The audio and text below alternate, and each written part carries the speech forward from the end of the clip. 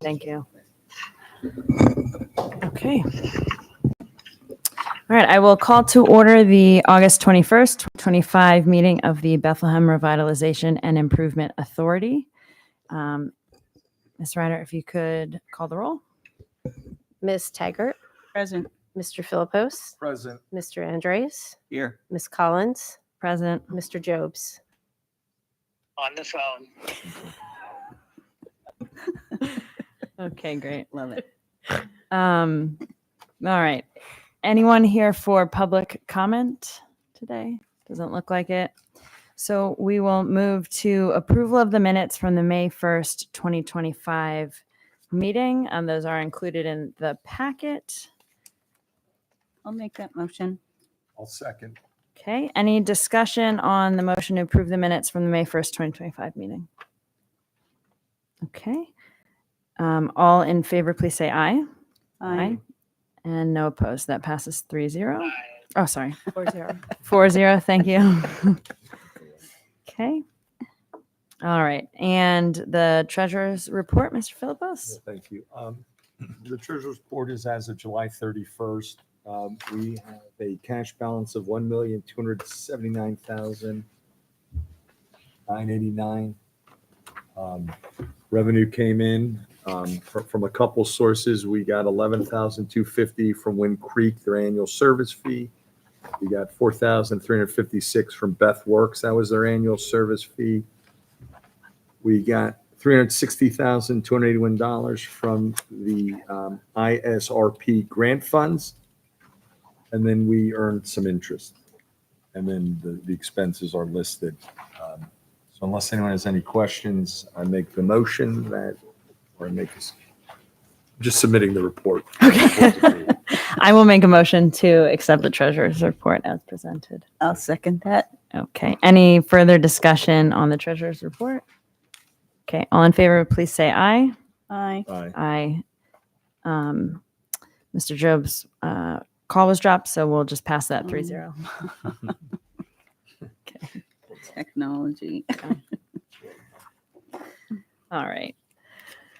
Okay, so moving on, we have two items tonight. We have the under old business, we have Bethworks Greenway BLP, a funding agreement. So we'll welcome a representative from the project, but I'll just intro by saying that in July of last year, the project was in front of us for a funding agreement for the first tenant fit out, and this is at the 610 Flats building. That was for the Wingstop, and then here they are coming to amend for additional fit outs. Probably familiar to everybody, but just as grounding on like the different projects and stages that they're at. This is obviously a parcel that is already designated with CRIZ. It's a parcel that had project approval in our original 2013 CRIZ application, so it does not need Commonwealth approval. So we're just at the funding stage. And again, we did previously approve funding for one tenant fit out, and now we're looking at an amendment for all three of the fit outs.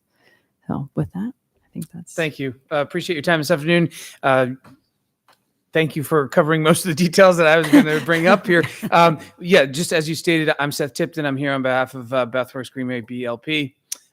We are in the process of developing the 610 Flats building. I have John Callahan here from Perone Development who can answer any questions about the project itself. But as Laura indicated, we are fortunate enough to have signed new leases with new tenants on the ground floor. They're identified in the application that we submitted. One is referred to as Taylor's Table, although that is, I believe, still a working name, which is what is supposed to be a higher end restaurant. And then the other is the Insomnia Cookies, which actually is already opened. And so as we've done in the past, we are proposing to use CRIZ financing to help offset the costs of fitting out those commercial spaces.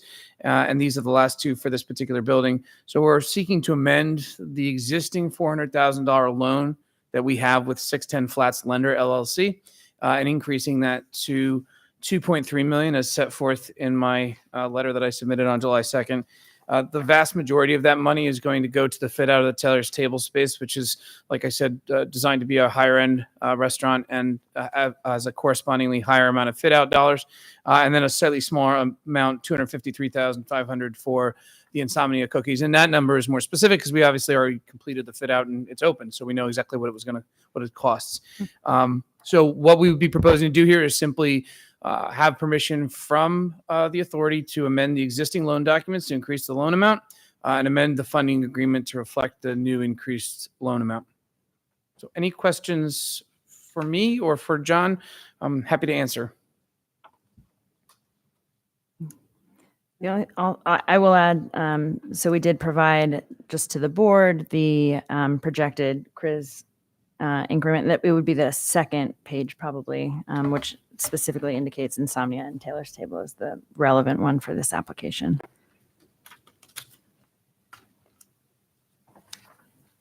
So, anybody have any questions for the applicant? I don't. What's the difference between, what is this Exhibit C showing me? Yeah, so Exhibit C is relevant to this agenda item. The other is for the second agenda item. This is for number That's the 2. second Yeah, one. that's for Okay, got it. number 2.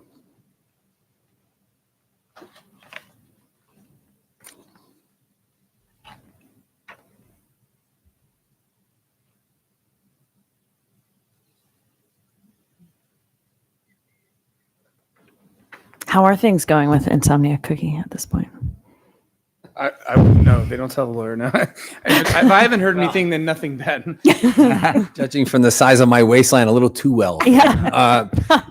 My son lives at 610 Flats, so we do spend on occasion order probably more Insomnia Cookie than we ought to. So he's not happy with me that I put it there. But they are doing really well. I did stop there a few times late night post Music Fest, and there was quite a line out front and a lot of energy and excitement about it. So I've gotten really great feedback. Everyone seems to enjoy it. They're very pleased with the results. And, they had been looking at the Lehigh, they call it the Lehigh market, not South Bethlehem, but they had been looking at this area for probably 3 or 4 years. And then we got pretty close with them a few years ago. And then they had some issues where they maybe felt they were overexpanded and wanted to consolidate a bit. And they did that and then kind of quickly came back to us and said, hey, we'd like to be here. So I think it's been a long time coming for them. They're happy that they're here and things are going well. I would say overall, like, commend you on all the tenants that you bring, down to that corridor. They've all been quite successful. So, I think we've talked previously about how helpful Chris has been in making that happen. So Yeah, I mean, I've said it before, but I think it bears repeating. Like the apartments are kind of our bread and butter down there, and so we kind of view the retail as somewhat ancillary to that and complementary to that. So we always try to be really, I'll say, disciplined and sort of careful about who we put on those retail floors, because we want it always to be kind of an amenity for the neighborhood and something that's going to fit well and wear well in the community, and certainly will enhance the experience for the folks upstairs. So that's all been that's worked well for everyone. Seems to be very pleased. It's nice to have a late night, cookie place in the neighborhood. And so that, I think, again, they all kind of work together, and without the CRIS and our ability to be aggressive with the tenant fit out opportunities when interest does present itself, we probably would not have been nearly as successful as we are.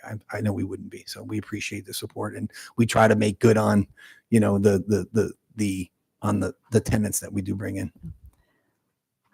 And in terms of the projections for both this project and for the next one that we'll look at, it is helpful that you all have been using CRIS for quite a while now. So you are quite familiar with how it works. You are familiar with the reporting, and it's pretty important that your projections are correct for your own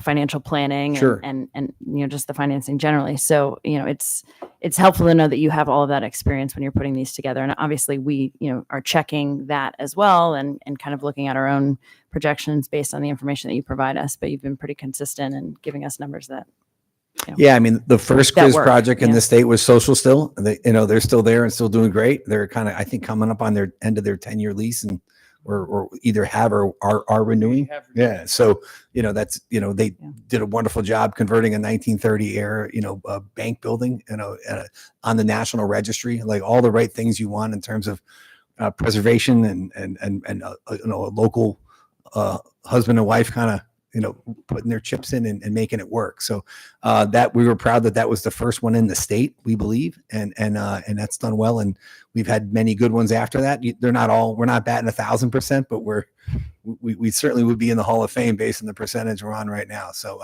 and we think that Insomnia is a great example of that. Wingstop's doing well, and we're really excited about Taylor's Table. We think as Seth mentioned, it'll have a liquor license. It's going to be a higher end sit down Italian Mediterranean style restaurant that we think is kind of missing. I know Donna's shaking her head. She lives nearby. So it'll be a nice addition. We hope you like it. We love curious to hear your feedback. I So wasn't thrilled about Wingstop. I Yeah. told you, but I'll be good with that. And I don't like wings. John, quick question. The debt service on 2.3 million, what is that annually? I didn't see that number.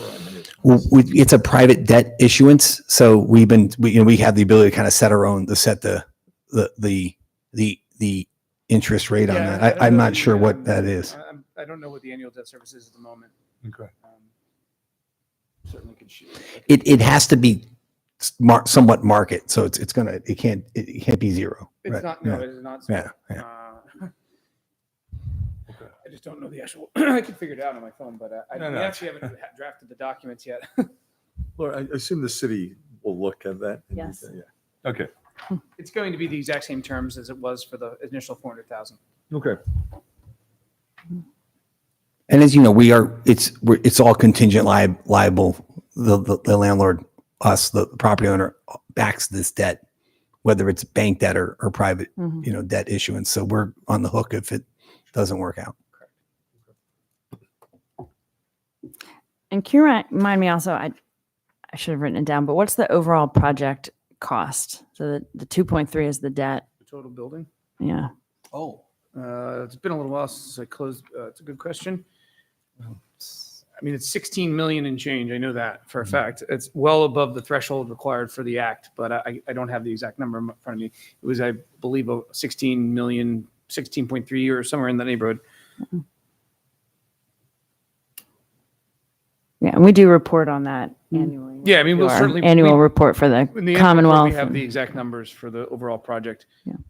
And there's actually additional equity that comes in the fit out from the tenants themselves, because these numbers don't cover the entire fit out in either case. So you have a resolution, it's in your agenda packet, that would approve the addendum to the project application to approve the 2 additional tenants with additional retail space. It would also approve the increase of the loan amount from the 400,000 to the 2.3 million. It doesn't repeal last year's resolution. It just modifies it to add to it with the updated tenants. Okay. Got it. So is that resolution 2025? And I don't know the exact number, but it'll be the next chronological number. Okay. Oh. I'll make the motion that we accept resolution. It may be 3, but 2025 dash whatever it might be To be determined. to be determined. I'll second that. Thank you. Okay. And any other discussion on the motion? Yeah. Okay. All in favor, please say aye. Aye. Aye. And I will abstain as I have in the past, but I'm not opposed to the project. All right. So it's motion passes 3-0 with 1 abstention. Then we will move on to new business, where we have both certification and project qualification from the applicant PD Polk Street 2 LLC. So just procedurally grounding, and not to take all your thunder, but procedurally grounding this one.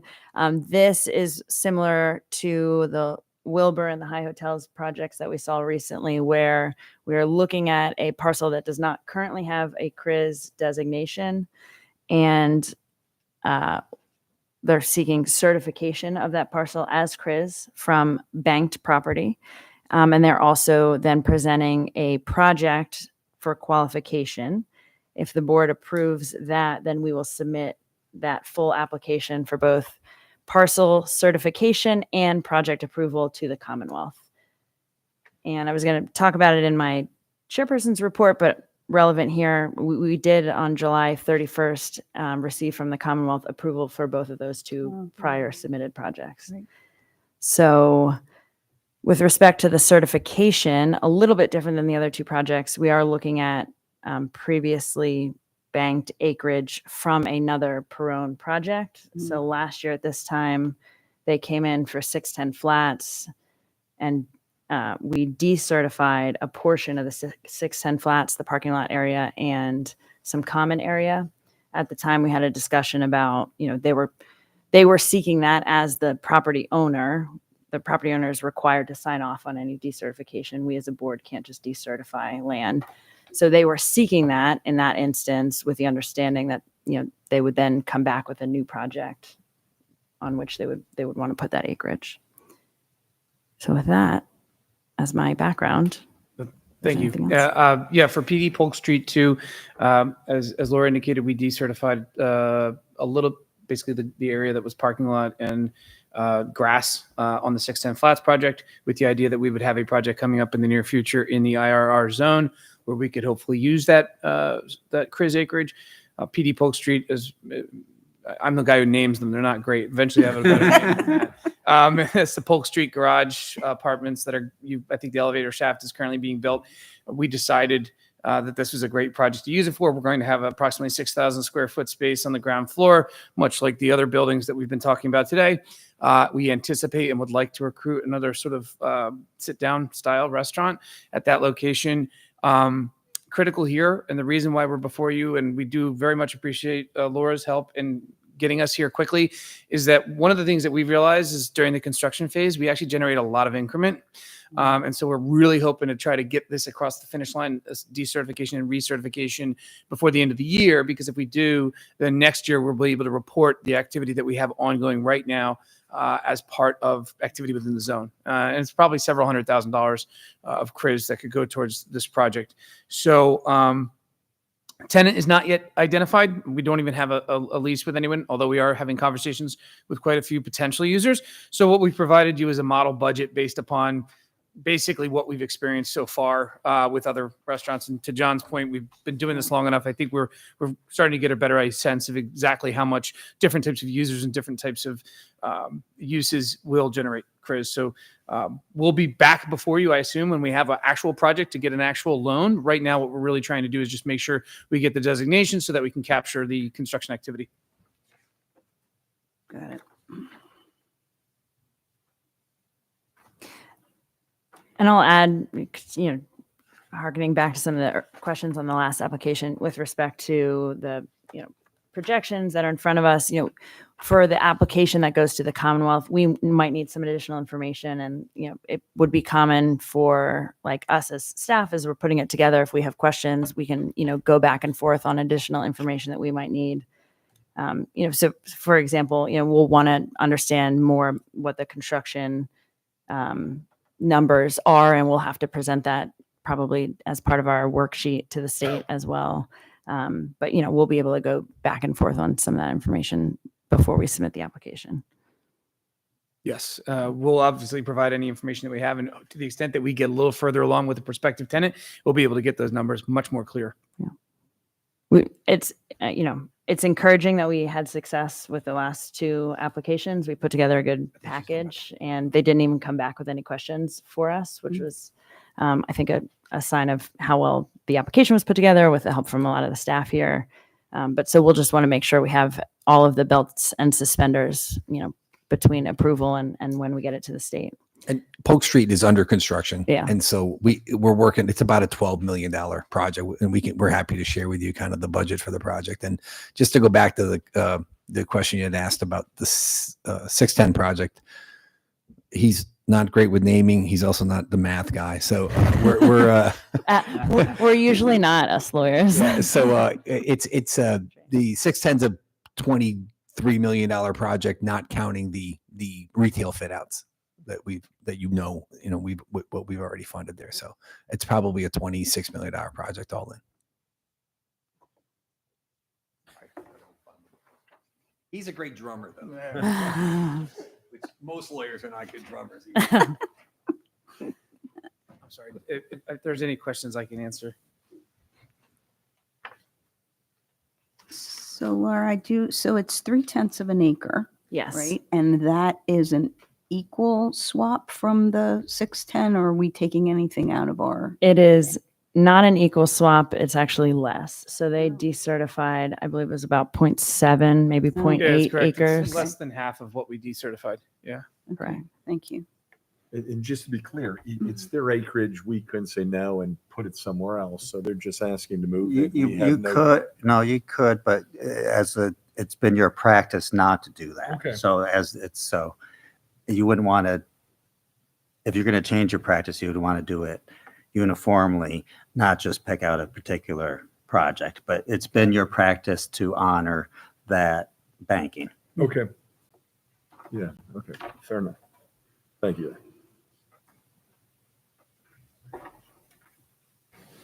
I don't have any other questions. Well, thank you. So there is a resolution in the packet. It would be the next number 2025-4. We'll confirm that. And essentially it's the formal resolution that's early, as Laura mentioned, that's earlier in the stage of the project, approving, asking for the decertification and the project application to the state. I'll make that motion. And I'll second it. Okay. Any discussion on the motion? Okay. All in favor, please say aye. Aye. Aye.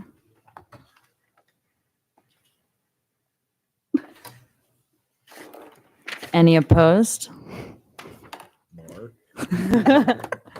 Mr. Jobs, do you have a vote? Noise. I'm gonna continue with abstention as I have in the past for what is a possible conflict of interest.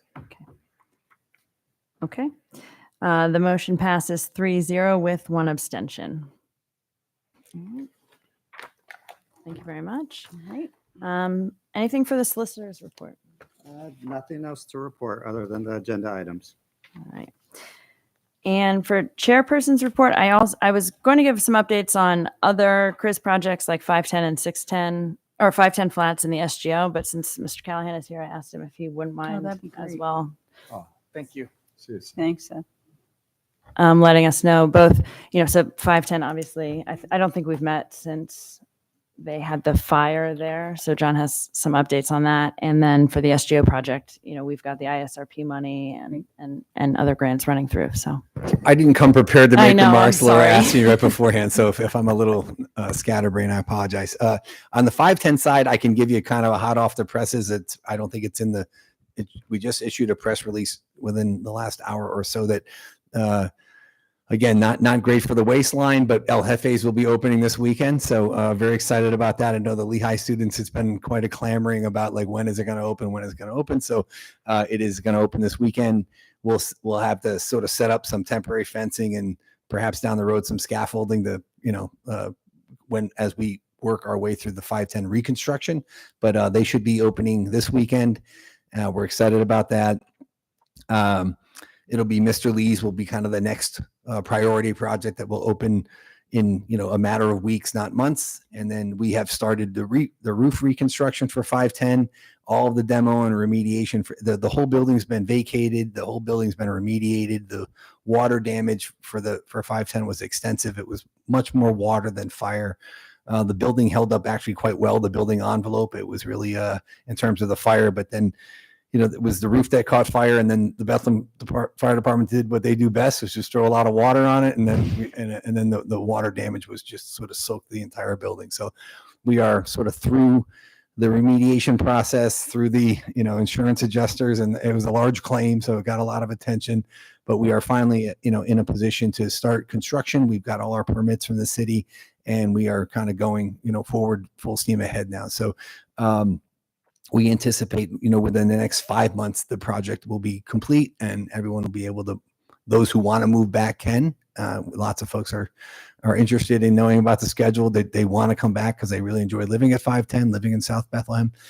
We were, I do get a lot of questions about what happened to the residents there. And fortunately, we were leasing up the Marquee in Easton at the same time that the fire happened at 510. So we worked very hard to waive application fees and deposits and those kind of things to get people in there as quickly as possible if they in fact wanted to or were willing to move to Easton. And so we were successful in getting, I believe the final number was 27 folks, 27 units or folks that, of the 95 at 510 to move to the Marquee. Many of them are interested when the time comes to move back, and we'll let them get out of their lease and all that stuff pretty, effortlessly. So we did the best we could with the residents. We put them up that evening, in fact, 3 or 4 nights in a hotel immediately, just so they could have a place to stay. And they were our priority from day one. And, as bad of a situation it was, I think we, made the best of a really difficult situation. So, but we're kind of starting to see the light at the end of the tunnel, and that's kind of where we are with the updates. But we anticipate and from a all Chris of those perspective. Yeah. So the 510 construction obviously did very well for Chris. They were, Yeah. They were a great project for all of us that way. They created a lot of Chris increment. Now, we wanted to get them up and running before kind of Lehigh came back. So we're successful in getting there, and hopefully we'll pick up where we left off in terms of the success of the restaurant. Mr. Lee's, and then there's a space, then it'll be what it was Hummus House and then became Handhelds. We have a sort of a Kava style restaurant coming there. So that's going to fall in place behind that particular restaurant. And then we're still working on the Italian market. And then we haven't yet decided what we're going to do with the Starbucks space. I was going to ask you about that. You didn't mention Starbucks, so they're not coming back, or they? Well, that would be we are a licensee of Starbucks, so that's not a corporately owned store. We own that store, and the employees are our employees. So it's not 100% sure which direction we're going to go with regard to that space. That's a kind of TBD. But I'll just add that the reconstruction work is also, we believe, CRIS eligible. So, even though they're not, getting operating increment at this point, there would be construction increment from this calendar year as a result. So obviously with the loss of those restaurants and that business, we're having quite a lull in our CRIS increment generation. Sort of the silver lining on what happened with 510 is the enormous reconstruction costs of redoing 510, just like Polk Street is creating what you just recertified will create construction increment going forward that I hope will sort of smooth over the loss in the business CRIS generation. Then the other project is the SGO. Yeah, so the SGO has been kind of under the radar. Yeah. Again, Yeah, thanks to sure. the help of some of that by design. But although there's a couple of folks that really pay very close attention to nothing happens at the SGO without One neighbor you have who Yeah, posts regularly on. and he's Friends of he's on Bethlehem. it. Yeah, he is. I think he's there more than I am. But through Bria, we received ISRP Industrial Site Remediation Program dollars. We received ARPA money, and we received LSA money, both local and state LSA dollars. So, and the local LSA was in the form of a revolving loan, and the statewide LSA was just a grant. So all those dollars together totaled about $3.4 million. And we've utilized those dollars to remediate the East Annex portion of the SGO building. So you kind of think of the SGO was built from like 1906 to 1952. Kind of think of it as a hospital, like wings get added on over time. So as Bethlehem still grew and became a larger, more successful company, they needed more space, and they just kept kind of adding on to the original construction from 1906. So this particular portion is the newest portion from 1952. It is a very robustly built. All the buildings of Bethlehem still built are pretty robust, but this particular building used to house the mainframes, the IBM mainframe supercomputer, the old punch, IBM punch cards with the cardboard punch cards. So the building supports a 120 pound per square foot live load, which is a nerdy way to say it's a really strong building, and it's about twice as strong as a typical office building would be. So the ability for us to do certain things in that building that a normal office building would not support is there. So it provides us a lot of flexibility to do modifications to the building that you'd never build a building like that today. It would be cost prohibitive. So, but the first step was getting it remediated, because I would show that building to people and they'd kind of run away as quickly as they could. But now it's really beautiful inside there. Now it's got very high ceilings, and you can really, it's all this beautiful kind of concrete encased steel. And it really shows well now. And so we are in the process of trying to determine what to do next with that space. But again, it was the help of the state and the Bria board and the ARPA money was actually sort of pass-through money through the state, but federal money to get it sort of to a point now where it's something we can kind of really show. So it was kind of at negative at one point, and now it's kind of at zero. And now I think we're hoping to go forward from there. And as far as the remainder of the complex, it's probably roughly another. So the East Annex is 125,000 square feet.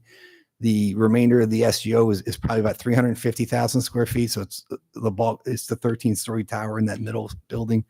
The hope is to do a residential conversion with the remainder of that project. So that's kind of, and we are as we're working with the city. City's very aware of what our plans are there, and we're hoping to sort of approach the state next.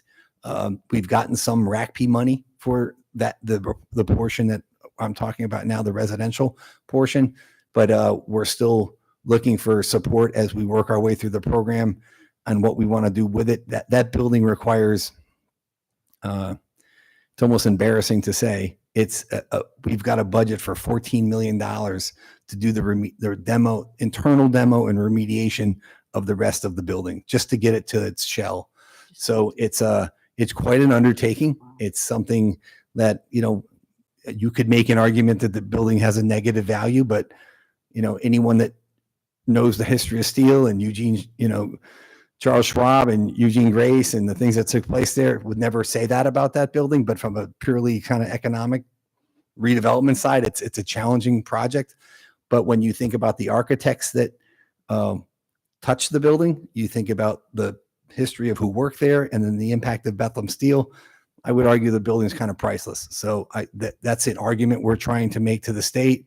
I think that the city, supports us in that. And so if we all collectively believe that this is worthy of saving, then, what can we do to roll up our sleeves to figure out how to do it? But similar to the East Annex, you'd never build a building like this again. It's a beautiful building. There's a Stevenson architects out of Philadelphia, and then Burnham and Associates, which were the Chicago School of Design. They built the first skyscrapers in the United States. Weren't built in Manhattan, they were built in Chicago, and they had this great partnership because they built buildings that required Bethlehem Steel to make. And then so Burnham kind of built the 13 stories of the SGO, and then McKim Mead White, Sanford White kind of came in and did the East Annex portion. And they were sort of the architectural firm of their time. And so you really have three of the most important architectural firms of the early 20th century are involved in designing this building. So we are actually pursuing the federal historic tax credit designation to try to get it on the registry, which would bring with it federal historic tax credits. But all of this is just it's a lot of moving parts and it's quite a process, but I think it's certainly worthy of our best effort. That's all I got. Not bad for 2 minutes of, Right, Yeah. and no prep. so Thank you. I really Thanks. appreciate it. any questions? I'm happy to. Yeah. All right. All right. Thank you. Thank you.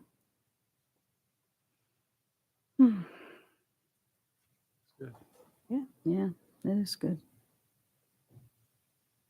You look like you have. Do you have a question? I actually do, but not about the project, but a new board member. We've been down in numbers. Yes. Are we looking for somebody? Not that it's our job to do that. I guess is the mayor going to appoint somebody? Yeah, we are looking, and I have gotten recommendations that Okay. we are considering. Yes. No pressure. Okay. Just Thank you. question. It's a very fair question. Yes, we are. All right. I think that's all I have for today. Next meeting is scheduled for September 4th. I don't know for sure if we'll have it, but that's the next one that we have on the agenda. Okay. All right. All right. September 4th, that's the Eagles home opener. God, I knew that. Just so you know that. I didn't know that. Now I do. I will keep that in mind. I will be attending that game. Okay. So unless you The get game me, starts at 7. It's the tailgating before is. Right. well, I mean, we could move the meeting, but Would anyone like to make a motion to adjourn? I'll make a motion. All right. This meeting is adjourned. Thank you. Thank you. See you, Thanks, Mark. Mark. Take care. That's a lot. Oh, as you say, very dedicated.